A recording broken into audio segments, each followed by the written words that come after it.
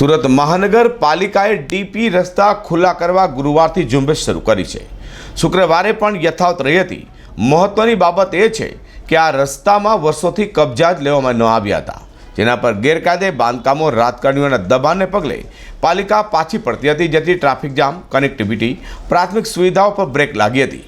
જોકે નવા પાલિકા કમિશનરે શાલિની અગ્રવાલે આવા દબાણો સામે લાલ કરી રસ્તાઓ ખુલ્લા કરવાની કામગીરી હાથ ધરી છે। સુરત મહાનગરપાલિકાના 10થી વધુ રસ્તાઓ પર ટીપીમાં કરવામાં આવેલા ગેરકાયદે દબાણને દૂર કરવા સુરત મહાનગરપાલિકા કમિશનર શાલિની અગ્રવાલે આવા 35 જેટલા રસ્તાઓનો કબજો મેળવવા આદેશ કર્યો છે।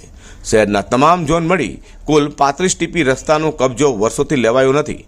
ગુરુવારે 10 રસ્તા પર પાલિકાનું બુલડોઝર ફરી વળ્યું હતું।